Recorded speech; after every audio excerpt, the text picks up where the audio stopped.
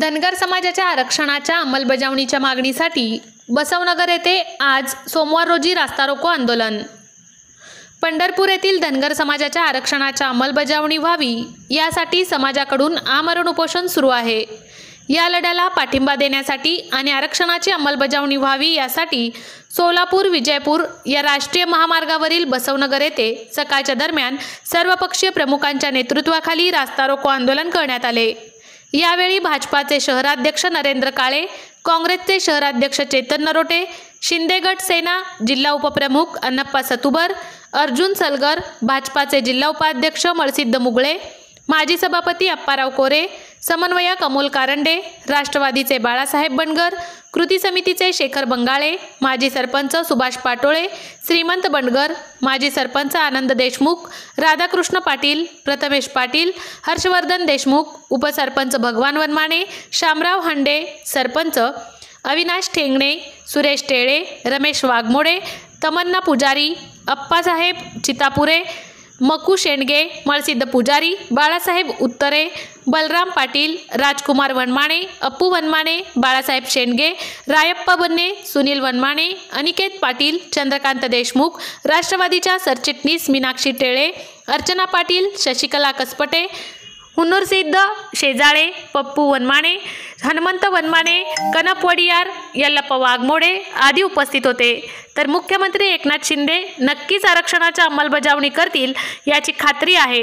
जर माझ्या समाजाचे प्रश्न सोडवण्यात सरकारला अपयश आले तर मी शिवसेना उपजिल्हाप्रमुख पदाचा राजीनामा देणार असून समाजाबरोबर राहून समाजाचा लढा तीव्र करणार असल्याचे शिंदे गट सेनेचे उपजिल्हाप्रमुख अण्णप्पा सतुबर यांनी यावेळी स्पष्ट केले। भागातून आलेल्या माझ्या सर्व समाज बांधवांचं मी हार्दिक स्वागत करतो। त्याचबरोबर आम्हाला संरक्षण देण्यासाठी आलेले पोलीस डिपार्टमेंट, माननीय पवार साहेब, त्याचे सर्व स्टाफ, या गोष्टीकडे सगळ्यांचं दुर्लक्ष चालू आहे। याचबरोबर नुसतं हे 14 दिवस उपोषण बसले असून आम्ही मागील 10-15 नाही, मात्र आता आम्ही एकी आहोत आणि आता सगळ्यांचं दुर्लक्ष चालू आहे। याचबरोबर नुसतं हे 14 दिवस उपोषण बसले असून आम्ही मागील 10-15 नाही, मात्र आता आम्ही एकी आहोत आणि आता आरक्षण घेतल्याशिवाय सोडत नाही, अभी नाही तो कधी नाही अशी परिस्थिती आहे। आज मात्र आम्ही आमच्या परत पुढे बोललो, शांत बसवण्यासाठी 2% आरक्षण फक्त NTC मध्ये दिले। मला तुम्हाला सांगायचं बांधवानो, प्लस म्हणजे थोड्या दिवसामध्ये 3.5% आरक्षण NTला दिले गेले, तेही पुरले गेले नाही। आणि तुम्हाला सांगतो 85% आणि ओपन मात्र 72% आलं होतं। विचार करा, म्हणजे समाजाला किती टक्के द्यायला पाहिजे हेही गांभीर्य सरकारकडे त्यावेळी नव्हतं। म्हणून आता आपण सोडायचं नाहीये। आता मी सरकारला सांगू इच्छितो की आमचे बांधव उपोषणाला बसले, त्यांची परिस्थिती फार खालवली आहे। त्यांना काय तर धक्का लागला आम्ही समाज गप बसणार नाही, महाराष्ट्रभर आम्ही गप बसणार नाही। महाराष्ट्रामध्ये आम्ही वेगळंच रूप। कोल्हापूर जिल्हा शिवसेनेचा जिल्हा उपप्रमुख शिंदे साहेब गटाचे मी जिल्हा उपप्रमुख आहे। मात्र मला खात्री आहे आमचे नेते, आमचे मुख्यमंत्री माननीय एकनाथजी शिंदे साहेब 100% देण्याच्या हालचाली सुरू आहे। ते आम्हाला एसटी आरक्षण देतील, मला खात्री आहे। जर कदाचित काही नाही खोगाचाही त्याग करायला तयार आहे अशी मी समाज बांधवाला ग्वाही देतो।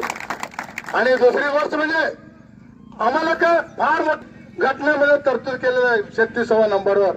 नुसतं ते फक्त कलमाचं कलम घालायचं आणि कलेक्टरना कळवायचं, एवढंच काम सरकारचं बाकी आहे। काय फार मोठं काम नाही आहे, का फार मोठं नुसतं किरकोळ साधा 15 मिनिटाचं जर तुम्ही राज्यसभेचं अधिवेशन घेतलात, त्या अधिवेशनामध्ये ठराव करून धनगर समाजाला फक्त एसटीचं आरक्षणाचा अंमलबजावणी करायचं आहे, आरक्षण द्यायचं नाही आहे, फक्त आरक्षणाची अंमलबजावणी करा असे जर कलेक्टरला जर या सरकारने आदेश दिला तर 2 मिनिटांमध्ये कलेक्टरला आदेश येईल। कलेक्टरना आम्हाला धनगर समाज बांधवांना एसटीचं सर्टिफिकेट देतील नाही हे तुम्हाला सांगतो। मी पण स्वस्थ बसणार नाही आणि जास्त न बोलता पुन्हा एकदा आणि मी तर त्या ठिकाणी धनगर आणि धनगड या शब्दाचा अपभ्रंश न करता कोर्टाने धनगड आणि धनगर हे शब्द एकच आहे अशा पद्धतीचं वापरण्याचा आदेश केला आहे। आता सध्या धनगर समाज बांधवांची मागणी ही आहे की ते NTC मध्ये आहेत आणि NTC ही 3.5% आरक्षण आहे आणि या माध्यमातून धनगर समाज बांधवांच्या मुलांना शैक्षणिक आरक्षण असेल, वेगवेगळ्या उच्च शिक्षण घेत असताना मिळणारे आरक्षण असेल, त्यामध्ये अडचणी निर्माण होतात। त्या दृष्टिकोनातून एनटीसी हा 3.5% आरक्षण आणि इतक्या बहुसंख्येनं उपस्थित असणाऱ्या या धनगर समाज बांधवांना, महाराष्ट्रामध्ये वास्तव करणाऱ्या समाज बांधवांना, शिक्षण घेणाऱ्या माझ्या बांधवांना शैक्षणिक आरक्षणामध्ये अडचणी येतात. या दृष्टिकोनातून हा एनटीसीचा जो आरक्षण आहे, हा एनटीसीचा आरक्षण एसटी मध्ये घ्यावा अशा पद्धतीची मागणी आहे.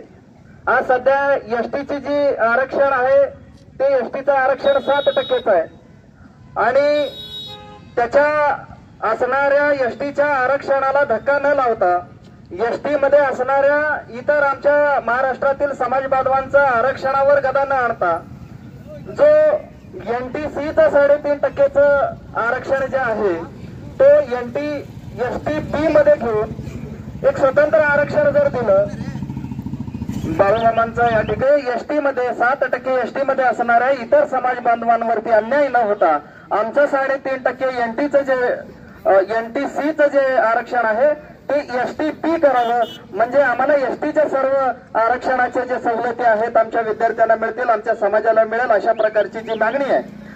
या राज्याचे नेते आदरणीय देवेंद्रजी फडणवीस साहेब अतिशय संवेदनशील व्यक्तिमत्व आहेत. ते तुमच्या मागणीचा निश्चितच विचार करतील आणि त्या दृष्टिकोनातून कारवाई करतील असं मला या ठिकाणी वाटतं. आणि दक्षिण सोलापूर तालुक्यामध्ये आज या ठिकाणी जे आंदोलन आरक्षणाच्या संदर्भात एनटी आणि एसटीच्या संदर्भात जो आरक्षणाचं आंदोलन या ठिकाणी चालू आहे त्या आंदोलनाला मी भारतीय जनता पार्टीचा जिल्हा उपाध्यक्ष या नात्यानं तुमच्या बरोबर आहे. माझा पाठिंबा तुम्हाला आहे. जमलेला मला पाहायला मिळालं नाही. आज तरुण वर्ग मोठ्या ताकदीने, मोठ्या दिमाखाने या हायवेवरती रोड बंद करण्यासाठी जे आपण उभे आलात त्याबद्दल मला फारच आनंद होत आहे. लोकांनो, तुम्ही असं जर साथ दिला तर या सरकारला 2-3 दिवसातच ते एसटीचं आरक्षण मिळाल्याशिवाय, भाग पाडल्याशिवाय आम्ही सोडणार नाही असं तुम्हाला या ठिकाणी मी आव्हान करतो. गेल्या 2014 साली बारामतीला अशाच प्रकारे आमच्या या सरकार पाडून सरकार आणा, आम्ही तुम्हाला येत्या लगेचच आम्ही पहिल्याच अधिवेशनामध्ये एसटी आरक्षण जाहीर करतो असं आश्वासन दिलं होतं. त्यावेळी महाराष्ट्रातील तमाम धनगर समाज बांधवांनी एसटीचं आरक्षण मिळवण्यासाठी या पश्चगिरी आहेत. एसटीचं आरक्षण द्यायचं धनगर आहे असं शिफारस राज्य सरकारचा केंद्र सरकारला जावं लागतो आणि केंद्र सरकारने ते खरा पास करून ते राष्ट्रपतीकडे पाठवावं लागतो. राष्ट्रपतीने परत सरकारला करतो. जर येत्या 8 दिवसामध्ये हे सगळं तुम्ही एका दिवसात करू शकता, पण तुम्हाला 8 दिवसाची आम्ही मुदत देतो. तुम्ही त्याचा रद्द करा आणि आम्हाला एसटीचं आरक्षण द्या, नाहीतर अख्ख्या महाराष्ट्रात 2 नंबरला असलेला आमचा समाज तुम्हाला गल्लीत फिरू देणार नाही, मंत्र्याला आमदाराला कोणाला फिरू देणार नाही. जर नाही दिला तर या येत्या इलेक्शन मला या सरकारला उलटून पाडायचा निर्णय देखील वरिष्ठांनी घेतले गेलेला आहे. त्यासाठी आपण सज्ज राहायला पाहिजे. या पुढील काळात आम्हाला आता येत्या 1 महिनाभरात होऊ घातलेल्या इलेक्शनला देखील आम्हाला सामोरं जावं लागेल. येत नसतील, परंतु यावेळेला मात्र काळ आणि वेळ अतिशय योग्य वेळेला आलेला आहे. त्यामुळे माझी एक सर्व समाज बांधवांना विनंती आहे की आपण आता मागं हटायचं नाही आणि सरकारला उलटापालटा केल्याशिवाय राहायचं नाही. आणि त्यापुरत्यार्थ आमचे मुगळे साहेब वगैरे सर्वजण येऊन सहकार्य केले, पाठिंबा. पांडुरंगाच्या पावन नगरीमध्ये आमचे समाज बांधव उपोषणाला बसले असताना हे मुख्यमंत्री जातीवादी आहेत. ते आमच्या समाजाबद्दल दुजाभाव करतायत. कारण एका आंदोलनाला ते जाऊन प्रत्यक्षात भेट देतात, परंतु माझे धनगर समाजाचे बांधव त्यांना धनगराच्या समाजाची मताची गरज नाही का असा समज आमच्या समाजामध्ये निर्माण झालेला आहे. आणि येणाऱ्या कालावधीमध्ये मुख्यमंत्री असतील, त्याचबरोबर अजितदादा गटाचे काही नेते झिरवळ असतील किंवा आदिवासी मंत्री असतील, ते आम्हाला आरक्षणापासून, आमच्या धनगर समाजाच्या आरक्षणापासून जे घटनादत्त अधिकार आहे, जे 36व्या क्रमांकावर आहे, त्याच्यापासून वंचित करायचं काम या सरकारनं केलेलं आहे. त्यामुळे सर्वच पक्षांचा आणि सर्वच नेत्यांचा या ठिकाणी आम्ही समाजाच्या वतीनं जाहीर निषेध करतो. आणि येणाऱ्या कालावधीमध्ये यापेक्षा तीव्र आज रास्ता रोकोच्या माध्यमातून आंदोलन केलेलं आहे. 2 दिवसामध्ये त्या लोकांची प्रकृती, उद्या आम्ही लाखोच्या संख्येने पांडुरंगाच्या पावन नगरीमध्ये त्या आंदोलकाची भेट घेण्यासाठी समाज बांधव जाणार आहोत आणि येणाऱ्या कालावधीमध्ये तीव्र असं आंदोलन या ठिकाणी छेडलं जाईल याची घोषणा आपल्या माध्यमातून करतो. आणि यानंतरची आंदोलनाची दिशा सर्व समाज बांधव ठरवतील आणि एक हिंसक प्रकारचं आंदोलन आणि ते भाजप, शरद पवार असतील किंवा अजित पवार असतील, देवेंद्र फडणवीस असतील, या सर्वच नेत्यांचा आम्ही जाहीर निषेध व्यक्त करतो. कारण यांनी सत्तेत असताना वेळोवेळी आम्हाला धनगर समाजाचं आरक्षणाचं गाजर दाखवलं आणि आमच्या समाजाची मतं मिळवली. परंतु आज त्यांच्या सरकारच्या एखाद्या देखील मंत्र्याला त्या ठिकाणी उपोषणकर्त्यांची भेट घेऊन आमच्या घटनादत्त अधिकाऱ्यापासून त्या घटना जे काही शब्द दिला होता, जे बारामतीमध्ये आमच्या समाज बांधव पुढे शब्द देऊन सत्ता मिळवली, परंतु त्यांना सत्तेपासून सत्ता दिली आमच्या समाजानं, परंतु त्यांना आमच्या सत्तेचा, आमच्या धनगर समाजाच्या प्रश्नाचा विसर पडला असं आम्हाला समज वाटतं. परवा जे पंढरपुरात जे आहे तुमच्या म्हणजे शंभूराज देसाई, त्यानंतर चंद्रकांत पाटील वगैरे भेट घेतो, परंतु समाजाला फक्त आरक्षणाची पानं पुसली गेली. त्यामुळे समाजाचा विश्वास या सरकारवर, या सत्ताधाऱ्यांवर राहिला नाही असं म्हटलं जात आहे. त्यानंतर अजून हे विधानसभा निवडणुका संपल्यानंतर ते संपतील असं नाही. गेल्या 70 वर्षापासून आमची प्रलंबित मागणी आहे. स्वर्गीय क्रांतीवीर आमचे BK कोखरे साहेब असतील, त्यानंतर अनेक नेत्यांनी हा लढा लढला, परंतु त्यांना वेळोवेळी शब्द देण्यात आला.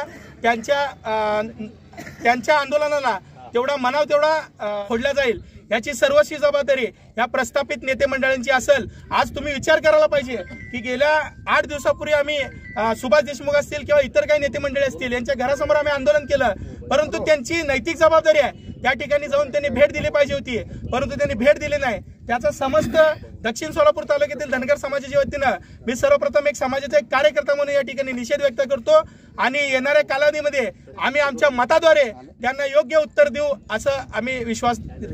समाज बांधवांनी जास्तीत जास्त संख्येनं तालुक्यातून माजी सभापती दादा कोडे, मलसिदजी मुगळे, बाकी सर्वच मान्यवर, इतर समाजातील सर्व ज्यांनी आम्हाला पाठिंबा दिला त्या सर्व समाज बांधवांचं आम्ही ऋणी आहोत. आणि यापुढे येथे धनगर समाजाचे 6 मावळे उपोषण करतायत आणि 15 दिवसापासून त्यांच्या पोटामध्ये अन्नाचा कण नाही आणि आपण दररोज जेवण करून सगळ्या गोष्टी रोज दिनचर्या करत असतो. त्यामुळं आपल्याला घरात बसून आरक्षण मिळणार नाही हे सगळ्या समाज बांधवांनी प्रथमतः नोंद घेतली पाहिजे. आपण आपल्याला ज्या ज्या पद्धतीनं योगदान देता येईल, ज्या पद्धतीनं ज्या गोष्टी करता येतील त्या गोष्टी आपण कराव्या.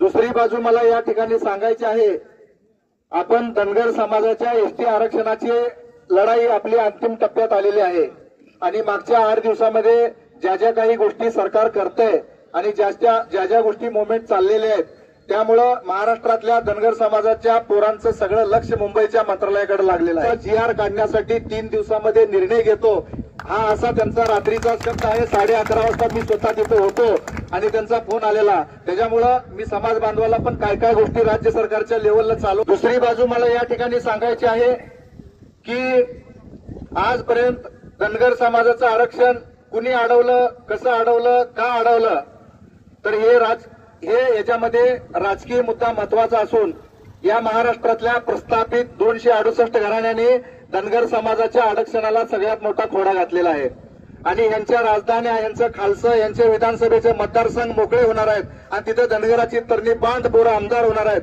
त्याच्यामुळं यांना सगळ्यात मोठं दुखणं हे आहे. आणि आता हे महायुतीचं सरकार आपल्याला धनगर समाजाला आरक्षण देण्यासाठी अनुकूल असताना काही या सरकारमधले काही, आता मला या ठिकाणी आवर्जून सांगायचं आहे, ज्या गोष्टी चालू आहेत, अजितदादा पवार राज्याचे उपमुख्यमंत्री आहेत आणि त्यांच्या सरकारमधले किंवा त्यांचे आमदार मंत्री या धनगर समाजाच्या आरक्षणाला विरोध करतायत. ते नरहरी झिरवळ असतील, किरण लामटे असतील. प्रथमतः आपल्या समाजातल्या धनगर समाजाच्या लोकांनी ज्या अजितदादांच्या पक्षामध्ये काम करत आहेत त्यांनी सुद्धा त्या अजितदादांना विचारलं पाहिजे की दादा, आम्ही तुम्हाला 70 वर्ष मतं दिलेत, आता हे तुमचे आदिवासी आमदार आम्हाला विरोध करतायत, आमची मतं तुम्हाला नको आहेत का, हे सुद्धा आपल्या लोकांनी प्रश्न विचारणं गरजेचं आहे असं मला वाटतंय. आणि दुसरी बाजू अशी आहे की आज आदिवासीचे आमदार धनगर समाजाच्या विरोधामध्ये जे उभा केले जात आहेत धनगर समाजाला एसटीचं आरक्षण आता कुठंतरी मिळतंय, सर्टिफिकेटचा GR निघतोय, त्याच्यामुळे आदिवासी लोकांच्या पोटात गोळा यायला लागलेला आहे. आदिवासी लोकांपेक्षा जास्त महाराष्ट्रामधल्या प्रस्थापित लोकांच्या पोटात गोळा यायला लागलेला आहे, अशी या ठिकाणी मला नमूद करावं असं वाटतं. आज दुसऱ्या बाजूनं गेल्या 4 दिवसाखाली महाराष्ट्रामध्ये जर नाही दिलं तर आपलं आता सरकार हल्लेलं आहे आणि हेच जर धनगर समाजाला आरक्षण दिलं तर आपली पुढची शाबूत राहते, असं मुख्य राहावं अशी देखील मी या ठिकाणी विनंती करतो. आपला मोठा मेळावा पंढरपूर या ठिकाणी ठेवलेला आहे आणि मी तर या समाजातून जास्तीत उद्या पंढरपूर येथे उपस्थित राहावं असं मी या ठिकाणी विनंती करतो. ज्यांनी फसवलं ते पण आपल्याला माहित आहे. 10 वर्षाखाली तत्कालीन देवेंद्र फडणवीस यांनी आपल्याला शब्द दिला होता आणि आज 10 वर्ष झाले आपल्याला आतापर्यंत आरक्षणासाठी झुलवत ठेवलंय. पण याच्यामध्ये महाराष्ट्राचे कर्तव्यदक्ष मुख्यमंत्री सन्माननीय एकनाथजी शिंदे साहेब हे आपल्यासाठी पॉझिटिव्ह आहेत आणि त्यांनी मागच्या 4 दिवसाखाली बैठकीमध्ये सांगितलेलं आहे आपली जी न्यायालयीन लढाई लढणारी टीम आहे त्यांची जी सार्वजनिक बैठक झाली त्या बैठकीला सन्माननीय शंभूराजे देसाई साहेब होते आणि समाजातले बरेच अनेक मान्यवर उपस्थित होते. आणि त्या दिवशी आपल्या न्यायालयीन लढाई लढणाऱ्या लोकांनी ज्यावेळी सगळं सरकारला समजावून सांगितलं, काही आदिवासी विभागाचे सचिव होते, ओबीसी कल्याण विभागाचे सचिव होते आणि तिथलं जी परिस्थिती सांगितल्यानंतर सीएम साहेबांच्या लक्षात आलं की जर एवढा मोठा 70 वर्षामध्ये धनगर समाजावरती अन्याय झालेला असेल आणि एवढा मोठा जर घोळ झालेला असेल तर सीएम साहेब स्वतः बोललेले आहेत की जर एवढा मोठी निर्णय असेल तर मी हे जर माझ्या विरोधात कोणाला आदिवासी किती आमदार जायचे जाऊ द्या, पण मी धनगर समाजाला आरक्षण देण्यासाठी कटिबद्ध आहे असं सीएम साहेबांनी सांगितलेलं आहे. त्यामुळे प्रथमतः आपण सीएम बघा, ज्यांनी दिलं नाही ते ठीक आहे, पण जे द्यायला लागले त्यांचं आपल्याला अभिनंदन करणं हे पण आपलं काम आहे. तरच तुम्ही अर्धा तास झाला म्हणून आम्हाला उठवताय. 70 वर्ष आमच्या हक्काचं आम्हाला दिलं गेलेलं नाहीये. 70 वर्ष आम्ही हे सगळं भोगतोय. आमच्यावरचा अन्याय आम्ही सहन करतोय. आम्हाला घटनेने दिलेलं आरक्षण 70 वर्ष झालं आम्हाला मिळत नाही, त्याच्यासाठी आम्ही संघर्ष करतोय. आणि आज रास्ता रोकोला आम्ही उभारलं तर तुम्ही अर्धा तास झाला म्हणून सांगताय. साहेब, आमच्या अनेक पिढ्या खपल्या, आज मेंढरा मागे फिरतायत. आज एवढा मोठा समाज असून आमची राजकीय परिस्थिती जर महाराष्ट्रात बघितली तर काय अवस्था आहे तुम्ही लक्षात घ्या. अतिशय वाईट परिस्थितीत आज आमचा समाज आहे. या समाजासाठी लढण्यासाठी सगळेजण एकत्र येत आहेत. एक प्रकारचा कायदा हातात घ्यायची आमची भूमिका नाही. आम्ही अतिशय संयमाने प्रत्येक आंदोलन करणार आहे, कारण प्रत्येक धनगर समाजाचा कार्यकर्ता हा संविधान मानणारा कार्यकर्ता आहे. कारण ज्या संविधानाने ज्या घटनेने आम्हाला आरक्षण दिलंय तेच आरक्षण आम्ही मागतोय. आम्ही कुणाचंही मागत नाही, आम्ही आमच्या हक्काचं मागतोय, कारण हे आमच्या हक्काचं आहे, हे घटनेत दिलेलं आहे. 5 दाखले देऊन एक षड्यंत्र रचलं गेलं आणि कोर्टामध्ये ते दाखले आणून ठेवले आणि धनगर समाजाला जो कोर्टातून न्याय मिळत होता तो राहून गेला. बांधवांनो, राज्य सरकार धनगर समाजाची सगळ्या बाजूने कोंडी करत आहे. त्यामुळे या सरकारला पशुपालक आहे, धनगर हा पशुपालक आहे. या पशुपालकांना वन भटकण्यापासून वाचून उद्या आपल्याला तिथं त्या विठुरायाच्या चरणी आषाढी प्रमाणे गर्दी करायची आहे बांधवानो. म्हणून तुम्हाला हाक देण्यासाठी आलेला आहे. जय मल्हार. उपोषण करतायत, त्या उपोषणकर्त्याने जी आदेश दिला त्या आदेशाप्रमाणे पूर्ण महाराष्ट्र आज आंदोलन रस्त्यावर उतरून आपण धनगर बांधव करतोय. आपण सगळे बघताय की प्रत्येक वेळेस असं वाटतं की आता आपण जवळ गेलोय, आपल्याला आरक्षण मिळणार आहे आणि मिळाल्यानंतर अनेक वेळा उपोषण आपण माघारी घेतलं. अनेक वेळा की सरकार इकडे मराठा आरक्षण जे ते बांधव रस्त्यावर आहेत, एकीकडे ओबीसी मधला सगळ्यात मोठा हा धनगर समाज आज रस्त्यावर आहे. सरकारला दोन्ही समाजाच्या मागण्या माहिती आहेत, पण हे आंदोलन आता एका दिशेला जात आहे. आज महाराष्ट्राने देशाचं लक्ष लागलंय की 2 समाज मोठे आहेत, कधी एका समोर येतील आणि कधी या ठिकाणी भेटतील, अशी परिस्थिती या ठिकाणी निर्माण होत असताना मी आपल्या सगळ्यांच्या वतीने सरकारला विनंती करतो की आपण आम्हाला दोन्ही समाजाला थांबवा. तुम्हाला आमच्या दोन्ही समाजाच्या मागण्या माहीत आहेत. आमची तर मागणी फक्त अंमलबजावणी करायचं आहे. आणि तुम्ही आम्हाला सांगितलं होतं की आमचं सरकार बसवा. आम्ही पहिल्या कॅबिनेटमध्ये सही करतो. आज मी या ठिकाणी आमचे नरेंद्रजींचे स्वागत करतो. ते आज महत्वाच्या पदावर आहेत. पण समाज रस्त्यावर तर मी देखील माघार राहणार नाही म्हणून तरी एका पार्टीचे अध्यक्ष असताना या ठिकाणी राहिलेला आहे. मित्रांना सगळ्यांना मी विनंती करतो की आपण सगळ्या वेगवेगळ्या पार्टीमध्ये काम करतो. मी काँग्रेसमध्ये करतो, नरेंद्र करतात, अनेक सगळे भाजपमध्ये असतील. आज समाज रस्त्यावर असताना आपल्या सगळ्यांची समाजाला गरज आहे. तुम्हाला विनंती आहे, उद्या पंढरपूरला आपल्याला सगळ्याला जायचं आहे. मामा सगळे पिटून उठा, प्रत्येक गावामध्ये मीटिंग घ्या, प्रत्येक वाडी वस्तीवर जावा. शहरातल्या एकाला विनंती करतो, उद्या पंढरपूरला आपली दिशा ठरणार आहे. पंढरपूरचं आरक्षण गेले 15-16 दिवस झालं. सरकार आपल्याला फक्त चौकटीत सांगतंय योग्य मार्ग काढू. सरकार आपल्याला सांगतंय की आरक्षण देऊ. मग राज्यामध्ये सरकार तुमचं आहे, देशामध्ये सरकार तुमचं आहे. पण मी या ठिकाणी संयोजकाला आभार मानतो. त्या ठिकाणी गेलो तिथं का अशी व्यवस्था नव्हती.